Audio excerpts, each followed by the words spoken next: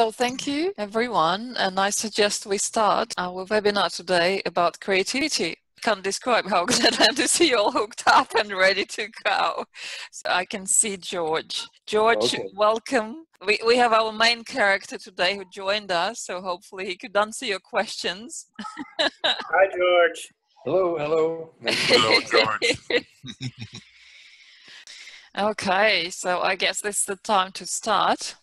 Everyone is welcome, and once again I apologize if some sound quality at times may not be the best. So we are absolutely delighted to have here with us George Pearson, who is a very early Awakened Mind practitioner trained by Anna Wise, and maybe he'll tell us something about that. He has an enormous background in creativity and is himself a creative artist.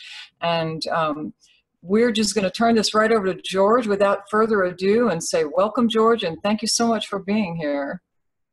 Well, thank you, Judith. I'm going to play a slideshow that I can talk over and then ad-lib as we go.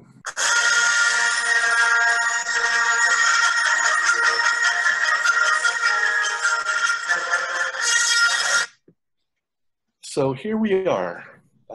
We're going to look at the creative process, the mystery surrounding it, using brain waves to decode this mysterious creative process. And I'm going to take you through a series of slides, starting back in when I was going to art school in Florida back in 1963. This is a painting that I did a couple of days after Kennedy was assassinated. I had never painted before, but this urge just to put something down on masonite, I just went out and bought a piece of masonite. And then one year, my father passed away, and I felt his presence at his funeral, which I found very strange because I had no religious belief at the time. And then I was involved in an automobile accident on the way back to school that almost killed me. So that must have planted a seed for a journey that has been unfolding ever since that automobile accident.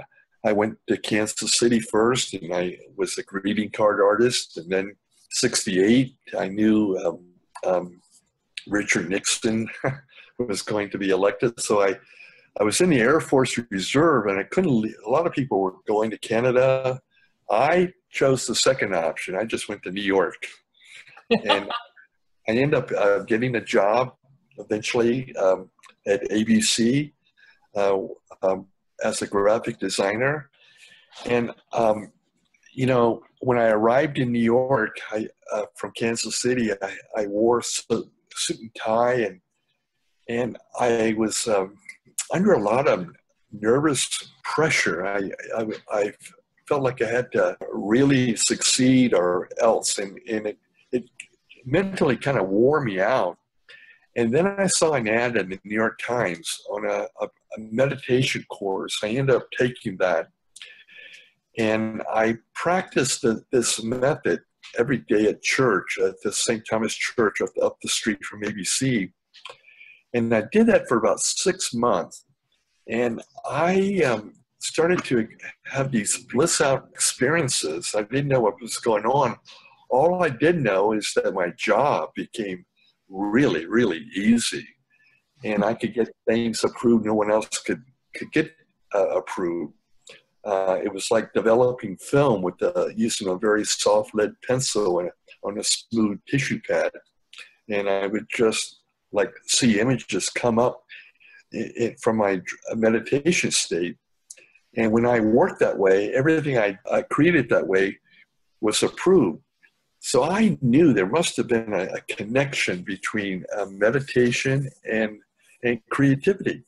I didn't know what it was, but I just knew intuitively there had to be, because when I meditated, I performed better.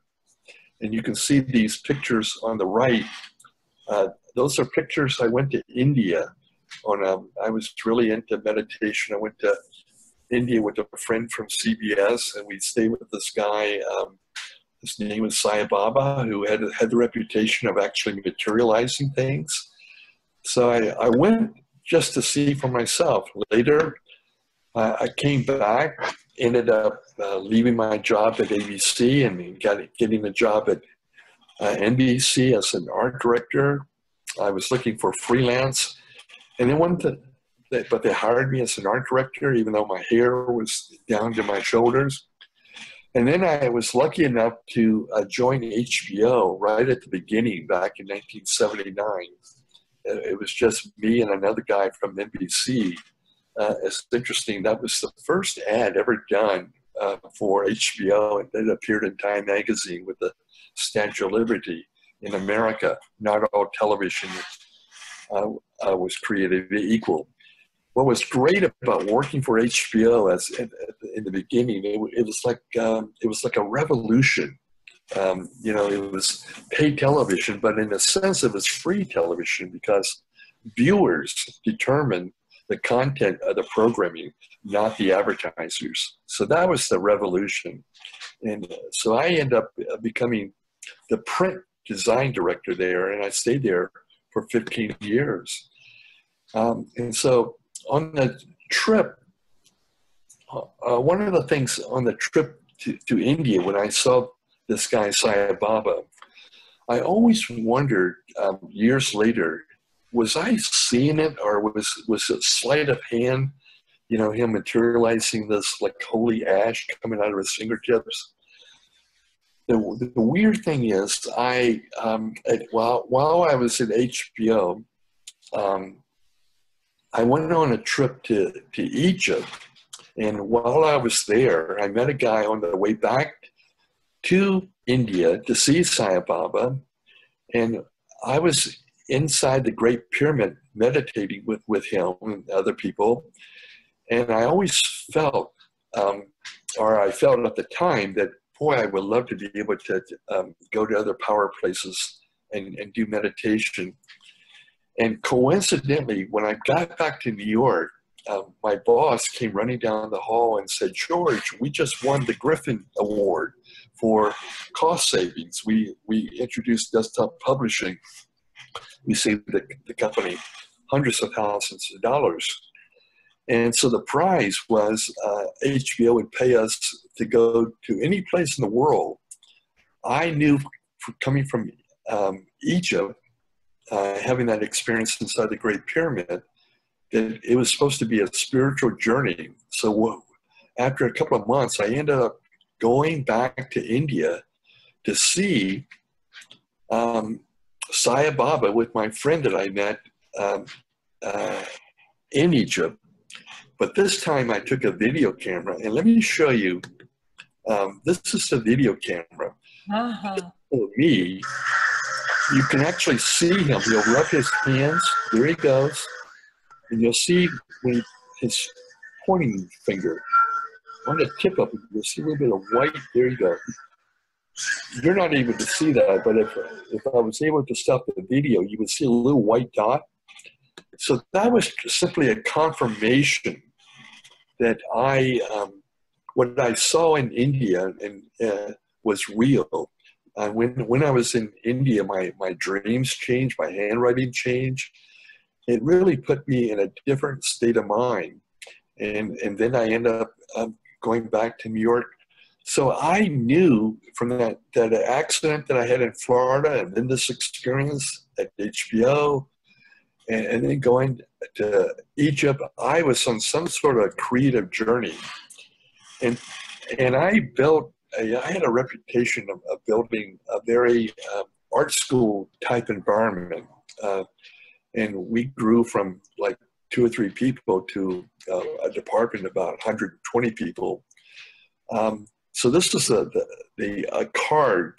I was hired by Discovery, and it's interesting that they gave me a going away party with 15 years, a great creative karma. HBO, George Pearson is leaving to start an exciting new voyage at Discovery. So I went to Discovery. It was right outside of Washington, D.C., and that's where I ran into Anna Wise. And Anna Wise had the key, because I was, as an art director, I was always looking for tools to help train my staff to work more effectively. They weren't into meditation, so, and many of them were very, very skeptical. But when I heard about Max Cade's work and Anna Weiss' work, I thought that would be the ideal that I actually hired Anna. She came in, first of all, she did my brain waves, found out I had this big delta waves, and that alone was life-changing. And then I hired her to work with my staff to produce some sort of little research project that she presented. And this is a clip from that presentation that she gave in Toronto. In the early 90s, George met Anna Weiss, whose teachings now form the foundation for the creative mind flow trainings today.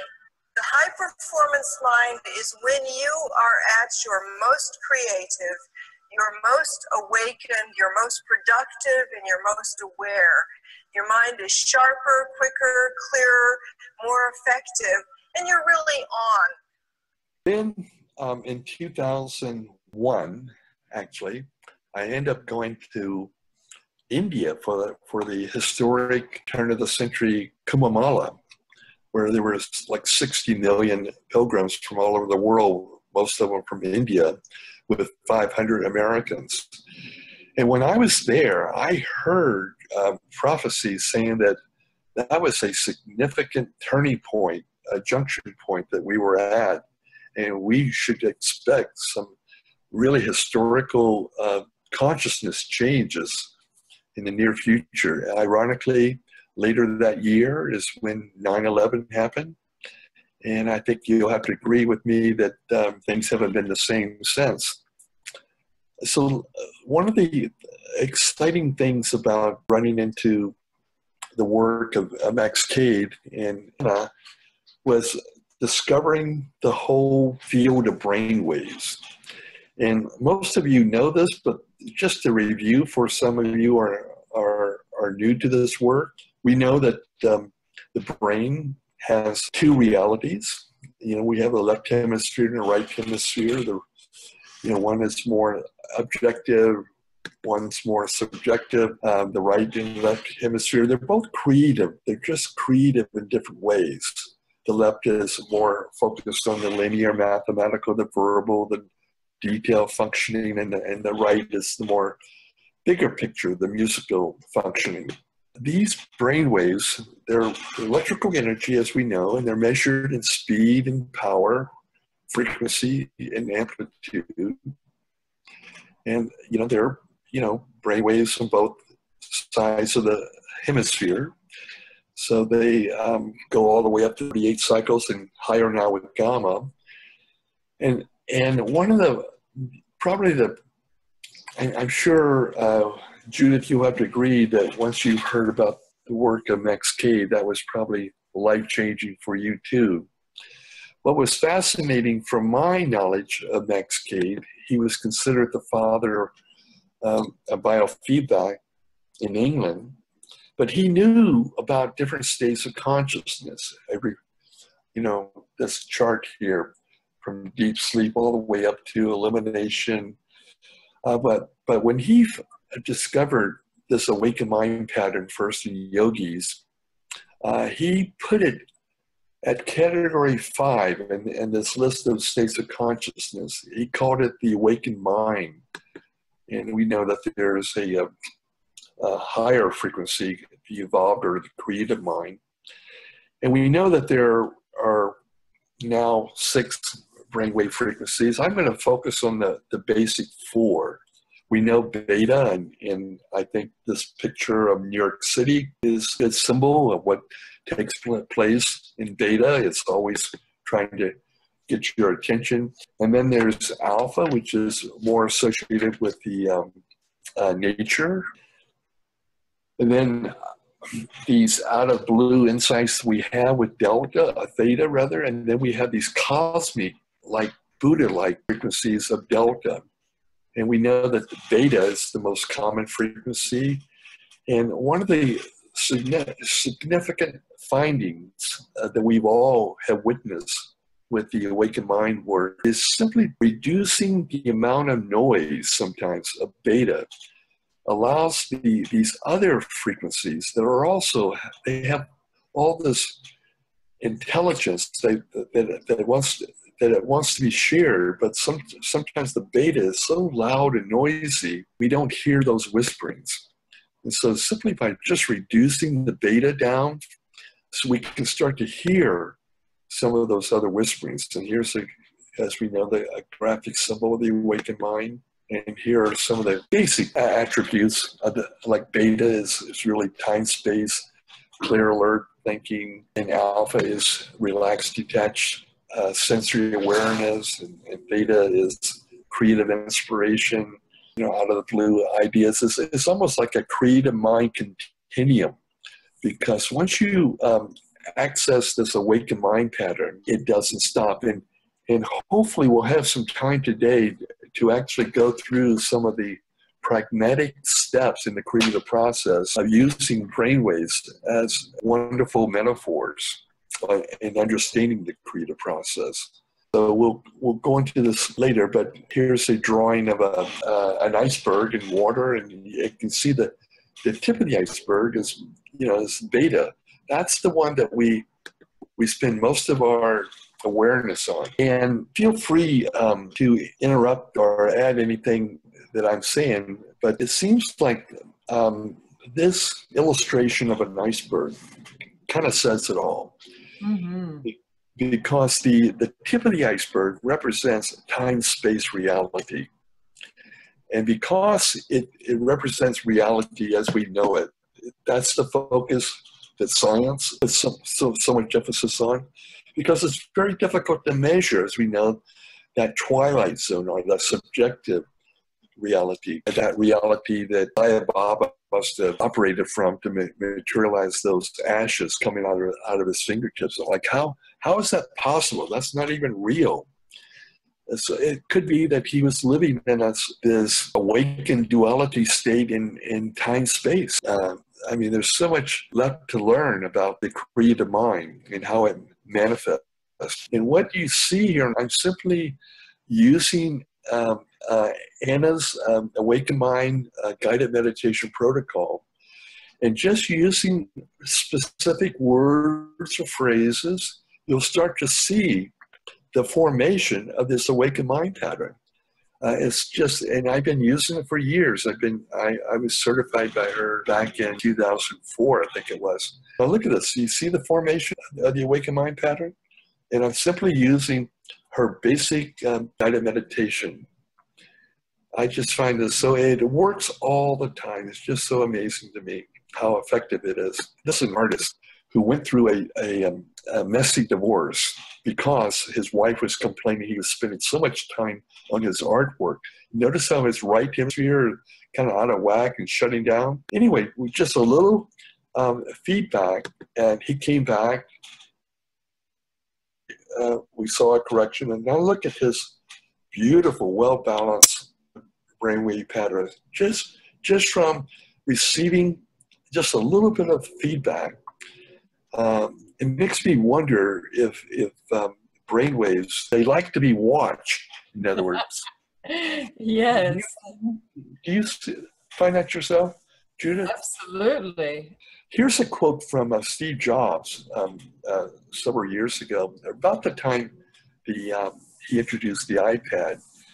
And it's a perfect description of the awakened mind. Let me read it. Kind of homework involved, true, but mostly on things you see on the periphery. So he's going from beta to alpha. Sometimes when you're almost asleep, you realize something you wouldn't otherwise have noted. So that's going into alpha into theta, right? And then he goes back to beta. To a half a dozen internet news services, get about 300 emails a day, many from people I don't even know, hawking crazy ideas, beta, right? And I always stayed close attention to those whispers, to the whispers. A classic awakened mind description, I don't know what is. Apple at the time when Steve Jobs was heading it, did not rely on research. It was just, you know, he was led by his own intuition or his own awakened mind. Even though he was not an easy guy to work with, he was definitely in tune with something. But he wasn't alone. Here's an example of George Washington Carver. Every morning, you know, he was the peanut inventor. He would get up early in the morning and just walk in nature. And once again, he would be listening to the whispers of nature, to the spirits. And then he would go back to his lab to do his invention work. So he was doing the same thing that Steve Jobs was doing. Now here's the new MyMira 6. I wanted to, this is a quick screen grab. When I first, as you know, Judith, started working with the MyMira 6, I hated it. It seemed so convoluted because I couldn't get it to work. But look at my brainwave pattern, very heavy on beta, but it got better. And then, you know, as the MyMira 6 developed, this is one for the awakened mind. This one here is training the evolved mind. You see that upper pink is the gamma, so you can see my brainwaves start to get better, and then I move back to painting. I had the urge to go back to painting. I was a painter before. I started first doing realistic painting. I went back to like an art school here in Philadelphia, but then I started. My intuition or my awakened mind or evolved mind told me to play around with the abstract, and like here's one of my favorite ones. I donated this to a scholarship auction at a art school that I was associated with in Florida. This is just spontaneous, no plan. No thinking. Gorgeous, George. Just beautiful. And not knowing when I would start or when I would stop, but just listening to the inner whispers. And here's another one. And one more. Wow. And so I'm now having interesting the timing of this webinar. I'm having a show of some of these paintings at a art store here in University City, and I've been working with some recent grads, entrepreneur grads at Drexel, and I'm actually going to hook them all up and show people that you don't have to be an artist to access these awakened mind patterns. And in fact, these guys have access with the eyes open delta. We're back to this metaphor of the iceberg, and I want to use this as an opportunity to discuss what takes place in these different realms when we're creating. And I actually made a sheet. I can actually, if anyone's really interested, they can email me or email you, and I can forward this. Let me just walk you through briefly how it works. When you're taking on any type of creative project, and remember, I used to lead big creative groups at HBO and Discovery, and at Discovery we were working on, oh my God, over 200 jobs at once. Each job had a direction meeting, had a different client. I mean, you know, Discovery became like an international company, so they had networks all over the world. So time was very important, but the creative process can be very, very frustrating. And so what I did is went back and looked at my own professional experience and highlighted using what I knew from the brain waves and how they associated with the creative process. And like we know that the beta is where we get our thoughts together. You know, if we're focused, you know, it's really a clear, alert thinking. You know, it's how we know, it's how beta is what we is how we navigate, negotiate life in general.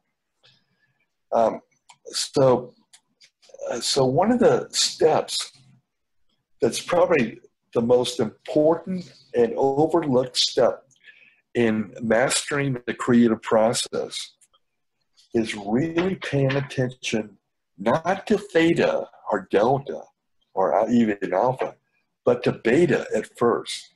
These are the action steps you take in the beta zone.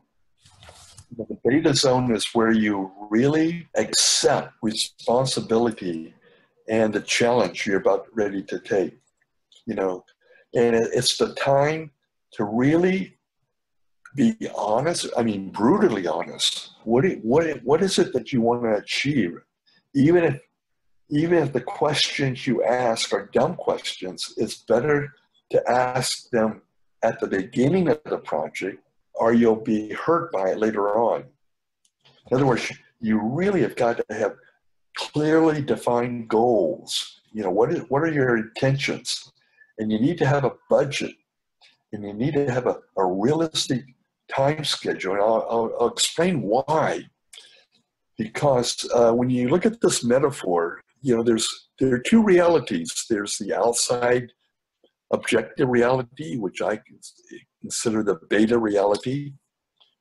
But when you go into trying to solve a creative or find creative solutions, you have to go into the twilight zone, which is you have to leave the comfort and the security and the reliability of the beta zone. And so, in other words, you're going to get really lost. So beta is your friend. Beta is the time to really get organized. You know, it's the time to really take do whatever you need to do to gather your data, get your resources prepared, your supplies, you know, really have an organized work plan, establish a creative team, you really do your research and evaluate exactly what you want to achieve from your creative project. And beta is also the place that you return after you go into that twilight zone to review what you accomplish. So that's the first thing. So once you have a clear set goal in mind, intention, and budget, then you want to allow yourself to actually move out of the reality zone. And you can do that if you have time. You can take a vacation, you can go to the movie, go on a walk, go to the bookstore, talk to friends, anything. You know, Albert Einstein once said that if he only had an hour to solve a problem, he would spend 59 minutes gathering information, searching, you know, just collecting stuff. And then he would spend the last minute actually coming up with a solution. So that's what we need to think about when we go into a lot of people, because they really don't have a clear set of grounded beta criteria. They're hesitant to really let go. But if you have a clear mind that, like, you know, our deadline is next Thursday, I can do anything up until next Thursday to solve this problem. And it doesn't have to be sitting at my desk or computer. You know, I used to manage creative groups where we would have project managers who were responsible for keeping the job on track. And then we would have the artists, the writers, and the project managers would get very upset because, you know, artists and writers, you know, sometimes they just want to joke around. They want to have fun because they know that if they're in a unhappy mood or even a fearful mood, they're not going to be able to allow fresh creative ideas to emerge. It's like catching a dream. And this is why sleeping, daydreaming, meditating are all anything to access that subjective realm. I used to have a flotation tank. I actually tried to sneak one in at Discovery because I think all these subjective tools they can save so much time and effort because look how massive. Just looking at the iceberg, look how huge in comparison to the beta is that creative zone. And this is why, in Buddhism, they really believe in lucid dreaming. You do a lot of work, when you leave your body at night, and it applies to creative problem solving. Just like a mind mirror session, it's elusive at first, but then gradually you bring it into form. Like I mentioned, when I was starting out as a graphic designer, I would sketch with the soft carbon pencil, and then I would gradually see a form emerge. And that's the same way when you're dreaming.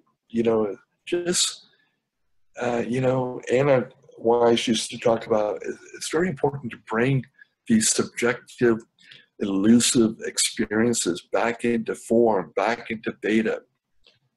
So the beauty, the awakened mind, is that you don't even have to think about going to these different zones. It happens automatically, and that's something. That's one of the great gifts. Do you have any comments on any experiences that you can share related to that? Working with the people you've been working with, Judith? Well, sure, George. I mean, one of the neatest meditations that Anna gifted us with is this exercise Yogame. I don't know if she had that one when you studied with her. Yeah, where she went and was called out to some studio in California, and this group of rappers were creatively stuck. And she taught them to dive. I mean, it's just your image here is perfect. She taught them to do exactly what you said, to crystallize in beta what it is that they want to work on, to deepen into alpha and sensualize the creative challenge, and then to dive down into theta and plant a seed and then let it germinate there, and then dive deeper still into delta and surrender. Just let it go, not even try to do anything but just passively wait and allow it to come. And then she would usher them back up to theta and alpha and beta. And the thing that's astonished me about it, and about awakened mind meditations as well, is, like you said, to start with, the structures are so strong and so infallible. And whether they're diving successively down, as in what her son John named that particular meditation to be after one of the rappers' songs, which was Exercise Your Game. Whether it's a successive dive and resurfacing, or whether it's that somebody in meditation has exactly followed that structure by articulating what it is that they intend to resolve. It's a unification, whether it's successive level after level, or whether it's just that you've activated those levels. It never fails. People always get the answer. They always get the answers. It's there. It's way, and the thing that amazes me about it is that it's this deeper part, this subjective reality that we're looking at here. It's like it's waiting and wanting. Exactly. It's eager. It wants you meet you more than halfway. It calls you. I'm always amazed when I do a one-on-one session, a brainwave session with the client, how their subjective already knew what they needed to work on before their conscious beta was even aware of it. Like especially the House of Doors, when you go from one room to the next room, and it's like in the two rooms there's a convergence. Yeah. Like there are no accidents. And I love the idea of going as deep as you can and then coming back out to beta and then pausing and then really using the full tools of beta to do the critical analysis. You know, does it meet? Did we reach our goal? But because you can always dive back into theta or delta to go even deeper. And what some of the things I wrote down for delta, action steps for the delta zone, it's like when you go back, delta wants you to go even deeper, to expand even wider, and ask, you know, what is the big idea here? And then and delta's a great zone for empathetic research. You know, it's like seeing through the cracks in the fog. You know, it's very subtle, but just, you know, you ask, you know, what is it that works here? What doesn't? It's synthesizing. And also, what I love about delta brings in, you know, what is this? What's the big idea here? How is this going to affect the world, or how's it going to change the world? And how's it good for your own soul? Wow. I mean, so many creative solutions are so superficial. You know, they have a bottom line associated with, you know, like a quick term results. But what is the long? I mean, that's where delta, that cosmic nature, comes in, and like, how is this good for your own life, or good for your family, or even the planet? I mean, I think we're moving. I really do think we're moving into a creative age of necessity, of survival, because we have been abusing. You know, we've had so many resources on the surface. I mean, easy pickings, you know, that we have abused the planet. Going back to creativity, you know, where do we want to put our creative energies? I think that's the question that all of us have to focus on, especially as we get older and the world seems to get crazier. Let me, you know, I mentioned to you on email that I have a technique, a very simple technique that I would love to share, because I think, my theory at least, that it may enhance delta. And I would like to share it with you. I was introduced to it back in the, ironically enough, about less than a year after I had returned from my trip to India. And it's based on the work of Russell Paul Schofield. He created a school of actualism. I call it the creative star. And without going into details, you can find out information on it by, I think their website is actualism.org. I would recommend reading the interview that Dr. Bruce Jaffe, he interviewed Russell Schofield as to how these cosmic tools came through him. He had an enlightened experience when he was 6 years old. But but you can read that on your own. But I just want to give you a tool. I've been using this ever since I was introduced to it. I think it was the tool that made a lot of these companies, or helped make a lot of these companies that I work for, grow and prosper. So I would like you to use this. So here's the tool. You don't have to close your eyes. You can if you want to, but all you need to do is just focus at a point 6 inches above the top of your head. George, would you like to lead us live into this meditation again? It may be better than the recording. I just had this wild idea and paused the video. I'm sorry. That's fine. So let's. So the tool that I was introduced to focused on it's called the Upper Room Star. It's located. Everyone has it. Very few people know about it. It's located 6 inches above the top of your head, and you can activate it with your thoughts. And as we know, energy follows thought. So you can just assume it's there. It is there. And once you give beta awareness, it becomes more presence.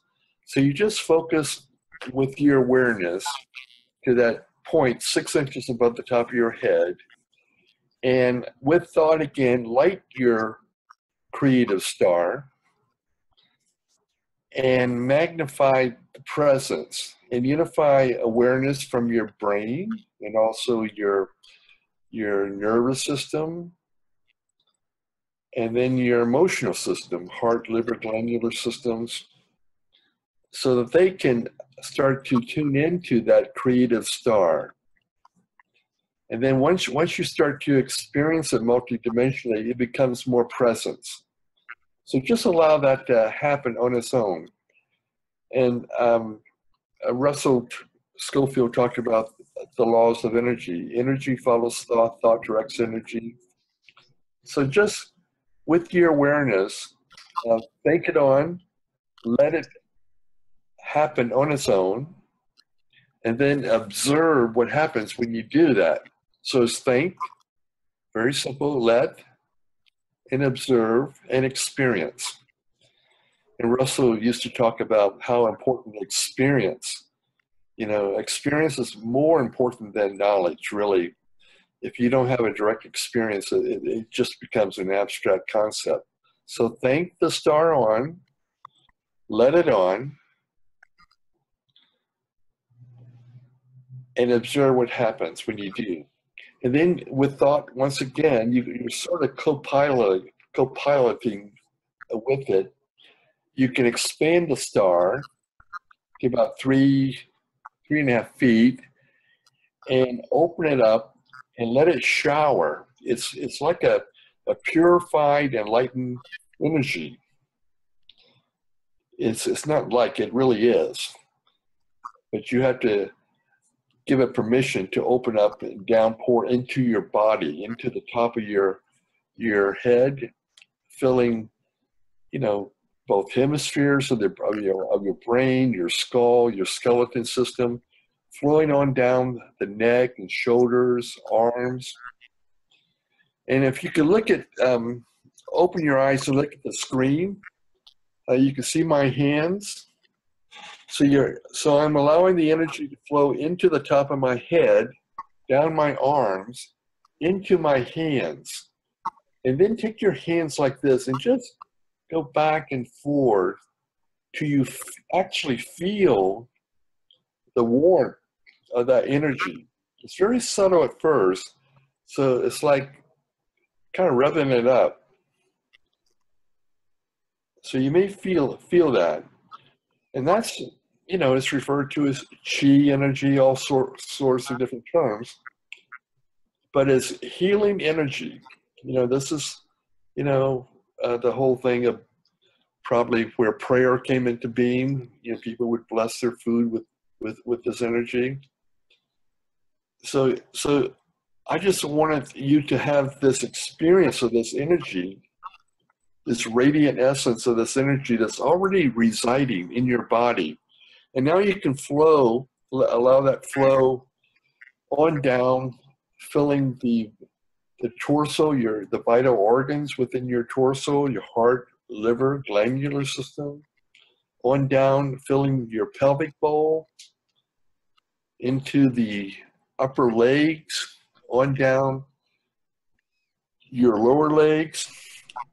So it's a flow of energy. It's like a shower, a purified cosmic energy from the top of your head, from your upper room, on down throughout your body, flowing out the legs into the feet, and now think of the feet opening, and allow that flow to flow down, this cosmic energy to flow from the top of your head through your body, taking with it any obstructions, any imprints that are stored within your physical body, or even, it could be even emotional thoughts, anything that it doesn't feel right. Just release it with this cosmic energy of the creative star, and allow it to flow out the bottoms of your feet on down, say 12, 14 feet below the top of bottoms of your feet. So it's just taking any debris flowing through your body out into your energy field. So I'm just going to remain silent for a few seconds so that you can have this experience on your own.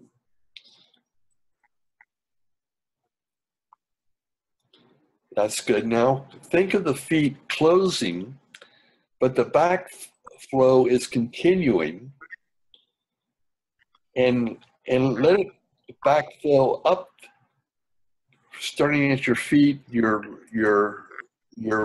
lower legs, on up into your torso area, shoulders, neck, head, and now allow it to flow out the top of your head, increasing the vitality of your energy field. Now, I actually think this is probably what really enhances, Anna Wise has talked about delta being your radar. But my theory is that this is the type of thing that enhances the delta radar. So you just allow that cosmic energy to fill your energy field, including your environment. And you can also, the amazing thing about this creative star, since everyone has one, you can actually beam with thought your creative star to someone else's creative star. And if they're open to it, it can activate theirs. You need to respect their free will. They may not be open to it, but if they are, you can really enhance the energy field of their energy field as well as your own. So you can use this throughout the day. The star will come on with thought. It will stay on automatically for about 2 hours. You can experiment with this, see for yourself. A good way to use it is when you wake up in the morning, if you take a shower, when you turn the shower on, just think of your star, your creative star on, downpouring this purifying liquid essence into your body. Another good experiment would be, as I mentioned, you could use it to light your food. You can use it, simple things. Try it with a cup of coffee. See if it doesn't, or take say a grape, light a grape, and then compare the experience of eating that lighted grape with your creative star with the unlighted grape. And after a while, you'll start to become sensitive that this creative life force energy changes not only molecules, but the energy vibration. And also, I mean, it just goes on and on. You can use it in business meetings, relationships. There's nothing that this creative star cannot do because it's not connected. It works in time space, but it's in as you know, going back to that metaphor, it's multidimensional. It's in time space and out of time space. And like Delta, it knows the future. And so if you have a problem or you have a concern about say the direction of your life or the direction of a project you're working on, your creative star already knows the full potentiality. And if you give it permission, if you work with Beta, give it permission, it will work together with Beta to create a wonderful, unexpected outcome beyond Beta's limitation. So as I mentioned, it's multidimensional, and it's really a cosmic star. You know, astrophysicists say that even on the physical level, each one of us has a teaspoon of the same atoms that created the stars and the galaxies. So this is our own star. We all have one, and we can unify our star with everyone else's star and create that wonderful cosmic experience. The limitations are unlimited, really. It's just using your imagination. And I mentioned that website of Actualism. They offer a lot of practical techniques of using that star. It's actualism.org. So that's it. If anyone has any questions about it or want to give any feedback on what that was like when you actually use turning the star on with your thought, that would be maybe helpful. Anyone have any comments or questions? Yeah, George. Do you have that exact meditation on your website? No, I don't. But if you go to actualism.org, they actually have it. They have it there. What's the name of it again, George? Actualism.org. Actualism. Actualism. I'll write it down. It's like actual. The actual, Russell referred to that as being the actual design. Oh. Yeah, there it is. Yeah, just go. They have a lot of techniques. Actualism. Yeah. I found it wonderful. I was so sleepy and I'm so awake now after that. And I could feel it so strongly in my feet and my hands. I'm going to follow up on that for sure. It was really excellent. Thank you, George. Yeah, you know, I think, thank you. I think that's because a lot of people who are attracted to this work is what Russell would say are already highly sensitive. And so this is a wonderful benefit tool that you can use to not only purify your own energy system, but to give you extra protection. Yes. You know, we live in Buddhism's saying we're kind of living in a degenerate age now, and all you have to do is watch the news to know how crazy things have become. So this is a tool, a very pragmatic, simple tool that can give you protection, that can also make yourself vibrant, happy, healthy. It just encourages creative thought. Like if you don't know, or if you're beta, the beta is the one that is trying to do all the heavy lifting. So once the beauty, what's so interesting about working with the Creative Star that I've been experimenting with for so many years, your higher self will not interfere with, say, your beta rational mindset. You have to come to some sort of agreement. You have to be willing to turn, light the star with your thought. That's the paradox, kind of a cosmic paradox. You have to give it permission. Otherwise, it will not work for you. But once you give it permission, once you surrender use the term ego identity to work with the star will do amazing things for you. You can even sleep with it. You can go to your upper room and at night before you go to bed, you can light your star, turn a creative problem over to the star to let it work during the night, and then in the morning, see what happens. Mm-hmm. So I just encourage you to play around with it. And I've been working with it for many, many years. And I've been, people who know me personally know I'm into a lot of crazy things. I'm pretty gullible in that respect. But of all the tools that I have been introduced to, in some very, very sophisticated, this is the most pragmatic tool I think I've ever have been introduced to.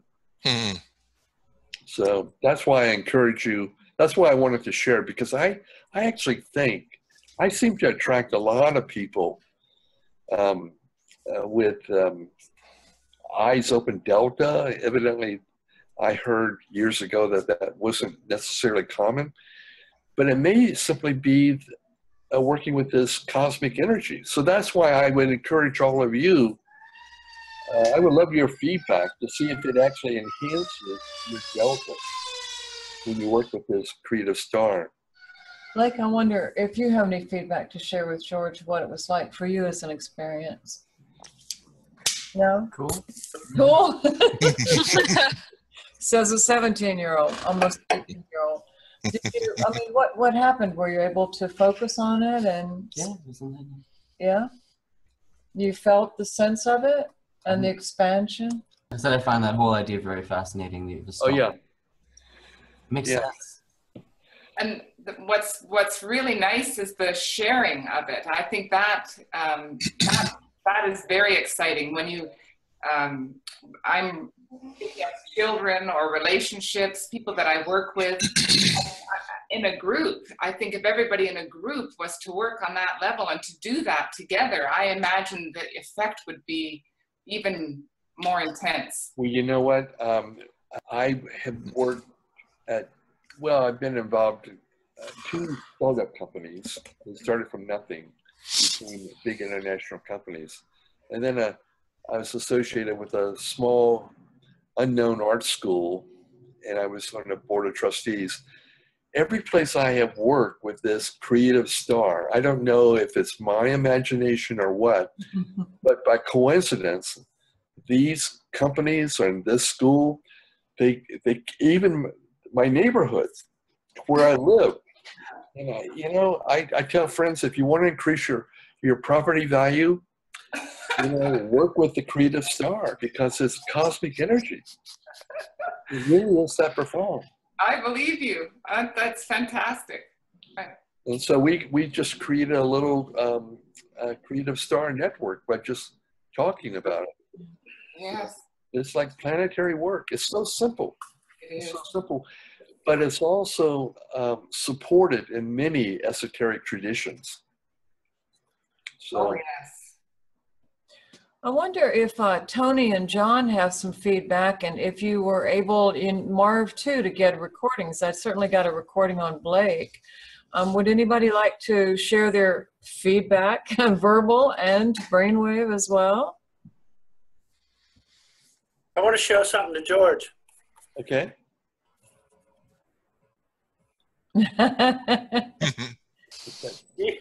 You remember that, George? I got it from you in 2009, I think. Really? How'd that happen?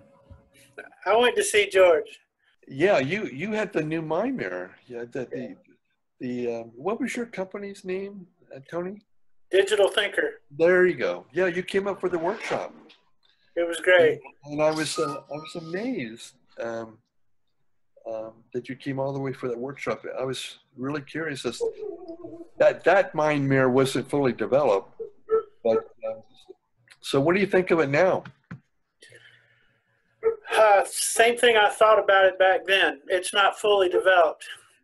Yeah, he's got the Thought Tech equipment, the Mind Mirror 4, that runs on the ProComp. Right. But he showed me some. He showed me a session, a couple of sessions the other night, and he used some developer tool like commands and made a decent looking screen out of it. What's lacking is all data analysis, but still will replay. Are you going to replay it for us, Tony? No, I have to go. I have some guests that just came over, and I'm Okay. going to boogie out. Okay. It's great to see you again, Tony. I didn't recognize you at first with that black band. Hey, Tony. Yes.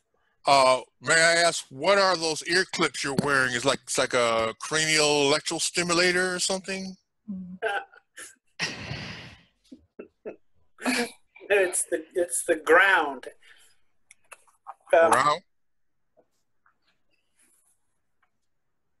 This is my device, the ProComp 2.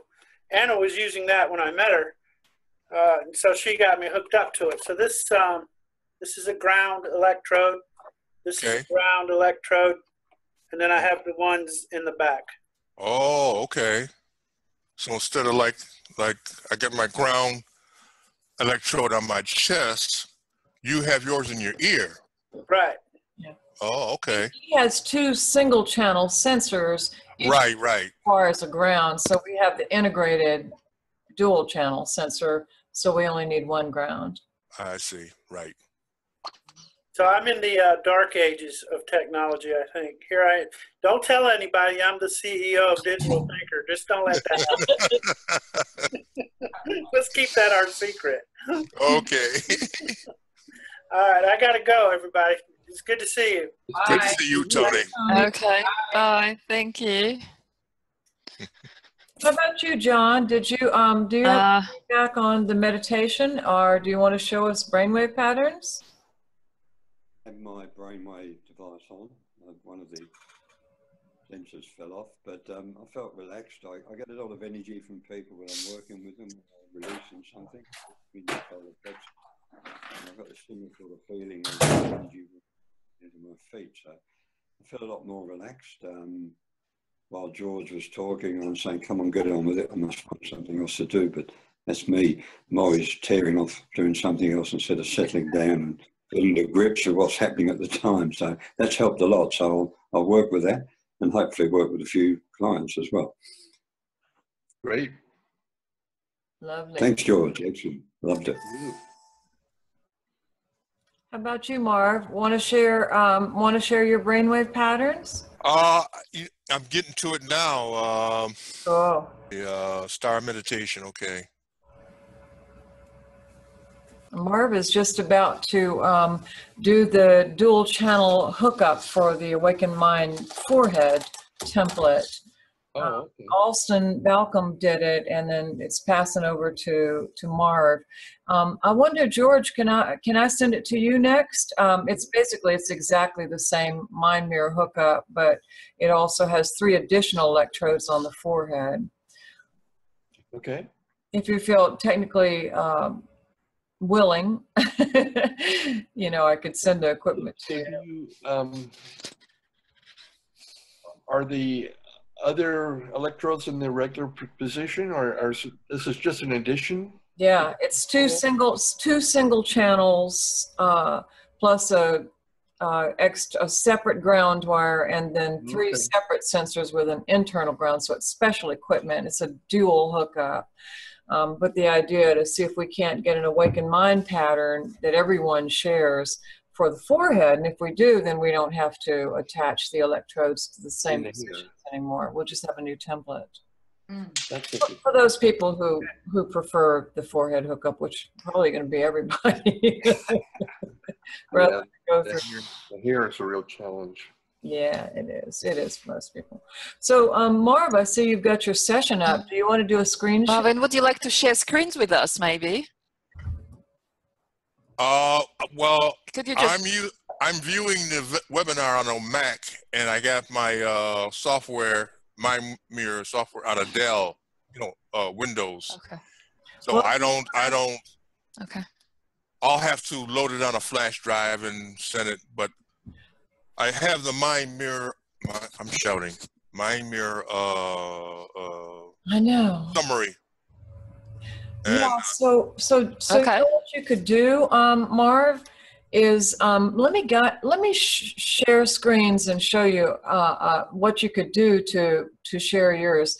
So I'm going to share my screen and go to Volistus. And so this is Blake's session. So what I'm going to do is go to View and Summary and pull up. Actually, he wasn't quite as symmetrical this time as he usually is, because he was really processing this with his right brain a lot of the time.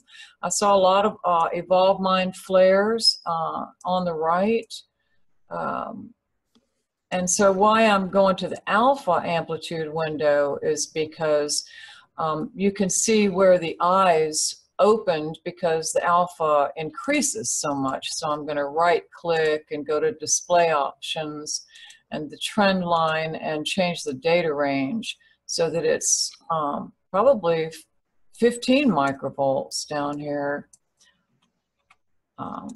Okay, so you can see his alpha was steadily going up as the meditation progressed. So I kept track of the timings. It looks like he probably closed his eyes here at, that would be the timer clock says 5:49. Yep, that is right about the time you said, where do you put your creative energies? So he had a big alpha flare there. But where you, okay, and so this all before that is the film. So where you started talking about the creative star the first time was 750, which would be right about here. And then we stopped and George did it live, so that was at 9:08. So Marv, you can go to your View Alpha amplitude window and put a marker in at 9:08, which is what I'm trying to get pretty specific right here. In fact, you can see the data line increases enormously. It's much more solid here, so you've got way more alpha. So then I'm just going to put a Mind Mirror Summary, event marker here at the beginning of the session, and then an event marker here toward the end.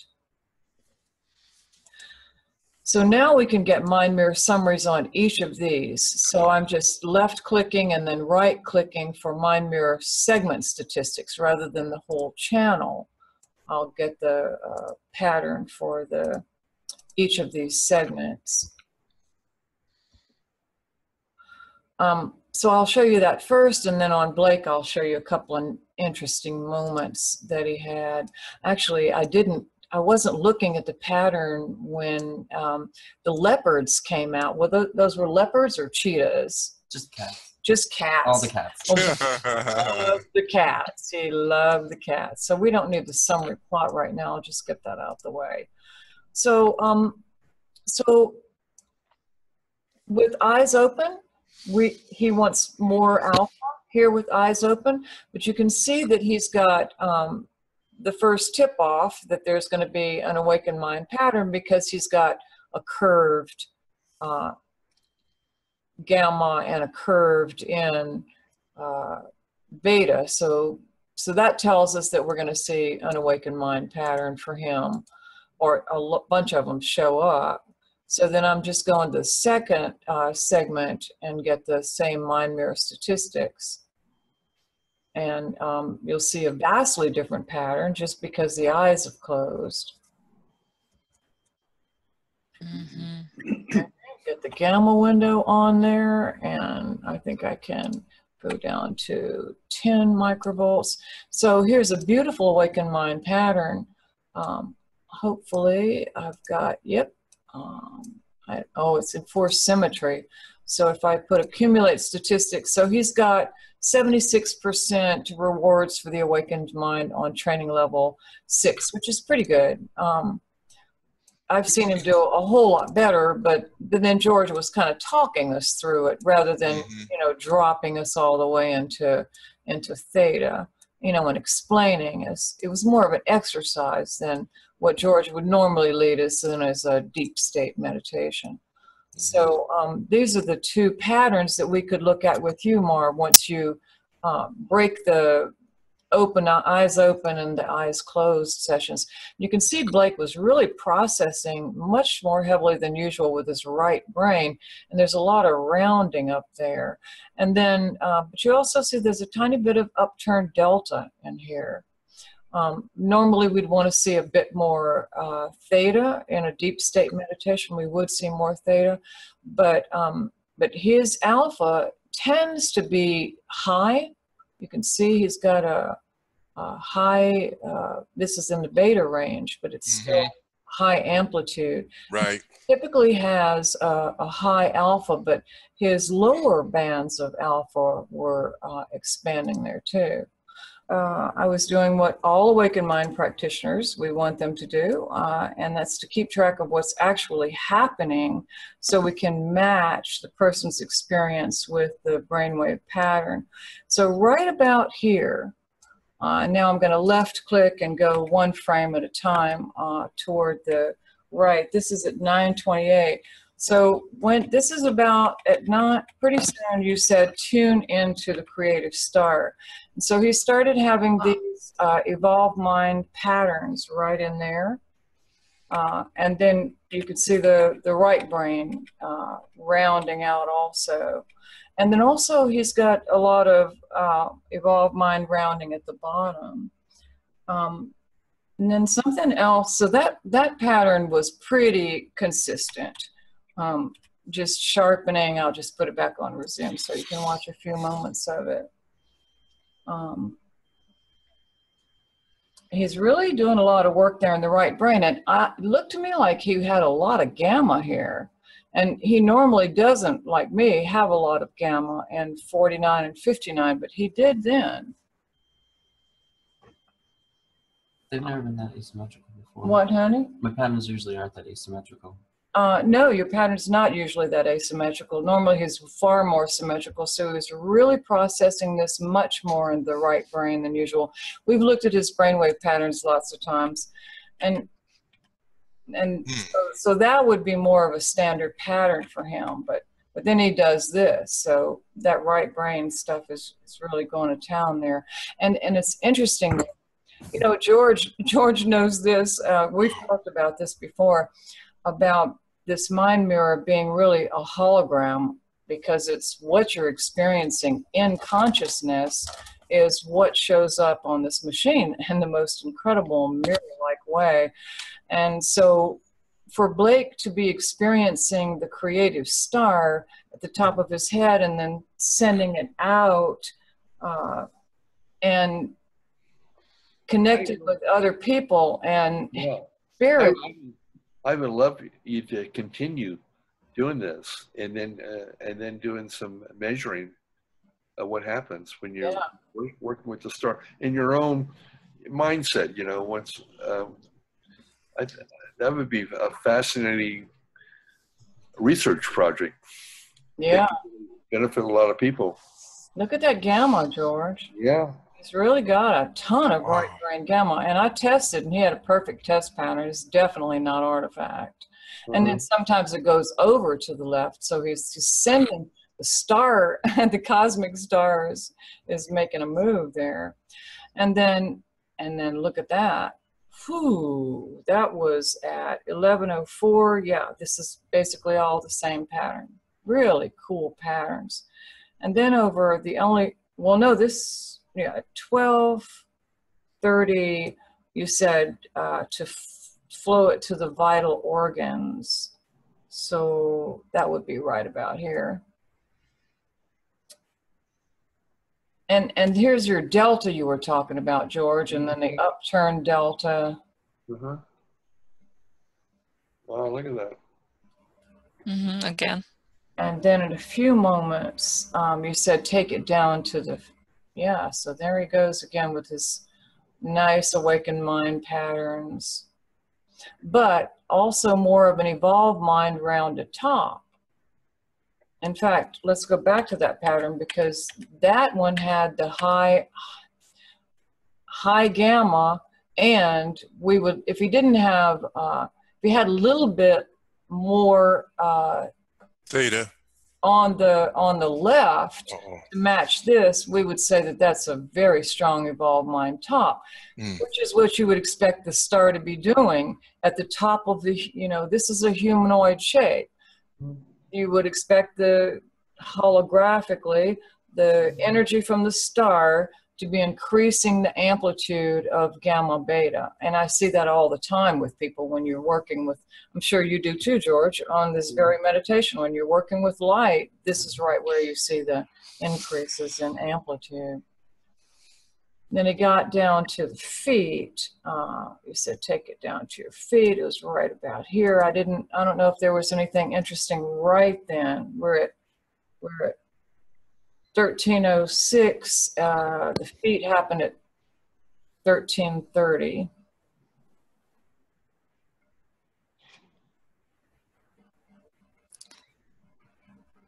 Judith, I had a couple of wild ideas. Oh, yeah. That we were talking about creative star, so it probably would activate right hemisphere and appeal to right hemisphere. Plus, in my own experience, I remember that this sense of unity and love, you know, love and warmth, and where I expand and where I allow myself to kind of merge with reality, it's reflected in the right hemisphere as well, especially with my gamma. It softens, you know, that side. I remember it well. She had very high amplitude gamma, and on the right. So it may be not just open in delta as the unity with everyone, but it may also trigger gamma as well. Yeah. I mean, we really had this as a question. This is another research question. If people, why do some people have more left brain gamma and other people have more right brain gamma? Well, the only thing that we can kind of suspect without more study is just what George said. You look at the hemispheric, not preferences, but qualities, and creative on the right. Maybe the person with left brain gamma is just being more analytical and, you know, more objectively focused or processing in a more of a digital or linear way. It's something to look at. I mean, this gamma, it's a big subject, and a great subject to explore with George's creative star meditation, because it looks like it did it for Blake. So has this been any help, Marv? I know that you can't show it directly on your computer, but if you were able to create markers at that 908 point and look at each as a segmented summary, that'd be pretty cool to see what happened for you. Yeah, well, you know, I was distracted because like when the video first came on, it was loud in my headphones. Oh yeah. And it was like overloading my senses, you know, and I was trying to find a way to bring the volume down. I wound up taking my headphone mic off and hearing it through the computer speakers, which was much lower. And then my back started, you know, acting up, and yeah. It wasn't. I wasn't really pleased with the meditation, but I was, you know, I was enjoying the experience, and it was a unique, you know, endeavor. So I wouldn't. And I would like to, you know, repeat it. Yeah, I was going to say, I would encourage all of you in your own time, in your own comfortable space. Try it again. Yes. When you're in your own meditative state, just and then turn it on, and then record it. See what happens. I will. You could even do it. I mean, you could even just imagine it on your own and self-guide yourself through it. There are only a few steps, right, George? Yeah, it's. I'll take you through the steps. Think of the star on 6 inches above the top of your head. Thinking it on, turns it on, expand it outward to about 3.5 feet. And then if you want to open it up and downpour throughout from the top of the head throughout your body, you can do that. And then if you want to open your feet to let it pour through the bottoms of your feet, you can do that. You can close your feet, backfill it, overflow into your energy field. So that's a very simple thing that you can do. And the more you do it, the more powerful it becomes. And you can also try, work with the palms of your hand to see what happens when you allow the energy to come out through your arms into the hands. See if that amplifies. Does that affect the brain when you're channeling that energy? Because you really are externalizing that cosmic energy out into the time-space world. There's a lot of fun things that you can do with that simple, just think, let, observe, and experience. Those are the 4 key words. Think the star on, let it happen, observe, and experience. That's all you have to do. Right. Will do. I would love feedback if you do it, or create some little protocol on your own. Yeah, consider it done. Great, thank you. Yeah, thank you. And let me just add here that we exited the video so George could do this live, but in the recording, George did talk a lot about the use of the star as a way of networking your energy and transmitting good energy to other people to try to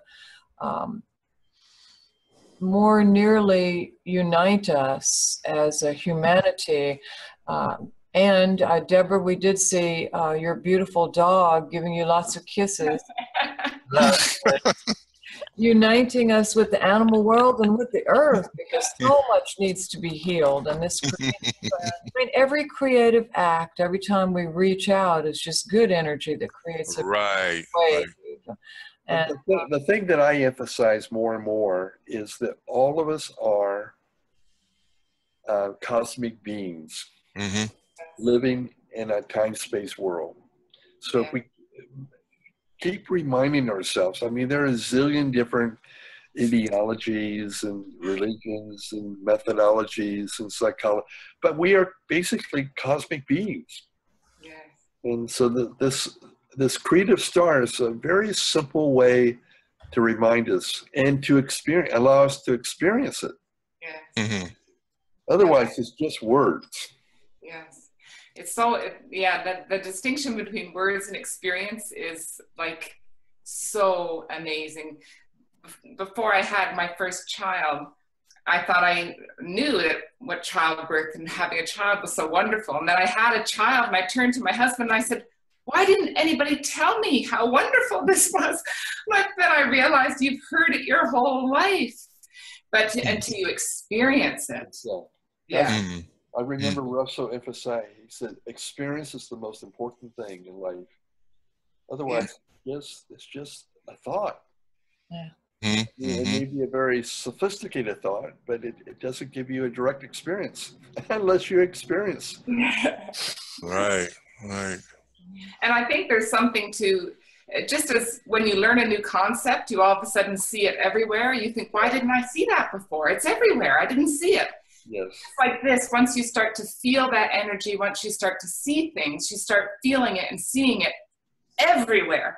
And the more you practice it, so the next time you go shopping, and you're in the back of the line and you start to get a little irritated that the cashier's, you know, a little slow or what, you know, beam your star to her star, his star, or their star, and see what happens to the environment.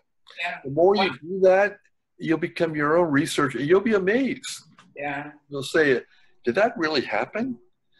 You know, I did that today, coming back. I did like a little Buddhist retreat, and I was, so I took a bus to get here in time, and the traffic was all back. I said, oh my God, I'm not going to be able to get, you know, I just beat my star. Oh, wow. To all the drivers, and it worked, you know, it took a few minutes, but the traffic lane cleared up. So play around with it. You'll be amazed. Yeah, it makes sense. I mean, that non-local causality, you know. There you go. You know, that we're all connected. So all you do is get in touch with it. Right. Otherwise, we're just so physically oriented, you know, body ID'd, you know. Exactly. Get away from that and become a spirit again, which we essentially are. Boom. Or if you're watching a live sport event or a live news event, you can affect what's going on by beaming your star to the people that are projecting themselves, you know, like we're doing here. Try that. You'll be amazed. Have you found that it got stronger over? Oh my God. That's something you just want to do yourself to see what happens. Okay. Oh, it's exciting. But basically we're doing that right now. Yeah. Notice how by working with the creative star, we become more unified collectively. At least it feels like it to me. Yeah. No, you're right. Very much. I could feel when we did this pre-recorded interview that you saw to begin with George, I had my eyes closed and I could really feel a lot of movement and of subtle energy in my field. Right. It's a real deal. It's Yeah. a real deal. I want to say a couple of things quotes. I'm going to leave you with some George Pearson quotes that I wrote down from that pre-recorded interview. He said that we are great cosmic creative beings of light. Love that. And that the earth calls out for our creative support. Especially now. And that we have the power to manifest all of our dreams if we want to. The planet needs our creative resources, and we have them. Yeah. And beyond the planet. It's way beyond. Whole cosmos. Yes. Yeah, now's the time. Yeah, an inside job. We start with us, work on the planet, just lift off to the cosmos. Feels I bring the vertical cosmos down into time space. That's probably what we're here on Earth to do. Heaven to earth and earth to heaven. Yes. We'll all beam up together. Yeah, that's the big picture. That's what we need to do. I mean, we're so caught up in time space reality until we know that's only one reality. When we fall asleep, we go into another reality, but we keep forgetting that we're cosmic beings. Yeah. As we go about our day-to-day life. Right. The star, working with the stars, simply you're inviting this cosmic energy to work with your beta, to use beta as an example, allowing beta to become a co-pilot with this cosmic energy. There's a little resistance at first because beta, as I said before, it wants to do everything because it's kind of the new kid on the block. It wants to prove itself. Yeah, right. But once it gets over that willing to work in partnership with this other creative source, just amplify that creative power of both Beta and you allow that creative star to do its thing too. It was beautiful. Thank you so much, George. Well, thank you for joining us, Judith. This is very helpful. So Judith, I would probably ask you to remind people about our next webinar that we are going to have in April. Yeah, we have another creativity program, this time about music, scheduled for April the 30th, same 6 p.m. Eastern Standard Time. It's called The Frequencies of Music, Meditation, and the Mind Mirror. And we have 2 pre-recorded interviews, one with Marv, a rock and roll, wonderful interview. We had so much fun. And then we did a second one with Joel Mitchell, an opera and Broadway singer who lives in France, a lovely interview also. But we have a real plus with Marv because he has 2 superb musical compositions on YouTube, and I've sent all of you links to those. And I meditated to both of them and found that I had really good brainwave patterns. And if you would like to follow those links, hook up, record your brainwaves, and if you join us for this show, we would love to see how your brainwaves responded to those, either one of the compositions, Call to Stillness or Trek Splendacious. Marv has recordings of these, but I think for now it just suffices if you just go to YouTube and listen to them there. So we cordially invite you to another creative experience, and hope to see you. Yeah, you could try it in a good and comfortable and safe home environment, so there is no hurry, no worry. You can make sure that all your devices and software is working. I mean, everything is working well. There you go. And then you may help to get some feedback, professional feedback, because this is going to be practitioners webinar, and we expect more people who are experienced with it to be there and comment on your brainwave. So it's a good chance for you to get some feedback on what's going on and how you respond. And so this is it. And may I just add one other thing, is that George has this really awesome website called creativemindflow.com. If you're ever in the Philadelphia area, George does trainings there and can work with groups and has all kinds of equipment and works in New York City as well as Philly, and treks down to, splendaciously down to Washington, D.C. at times. You do yourself a real favor to have a session or 10 with George. I think Tony really enjoyed his, and superb trainer. I appreciate George. For me, heart-touching picture of Anna Wise, that video of Anna Wise, and George Carver, who listened to his inner voice, and 300 uses for the peanut, got the whole thing. Even one of them, he was as lubricating oil. I mean, he's the one and that saved World War II. The Allies won World War II because Carver discovered that the peanut made peanut oil and could be used. Yeah, that was a treat.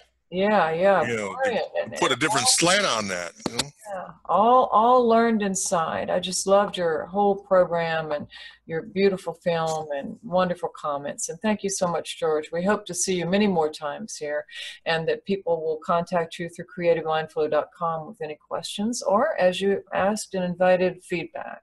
Yes, thank you, Judith. I really appreciate all your support and all your curiosity, and it kind of stimulates my own thinking. Wonderful. For real. Okay. Thank you, George. You'll be hearing from me too. Okay. Thank you. Thank Thank you, everyone. Thank you. Thank you. Thank you. Thank you. Okay.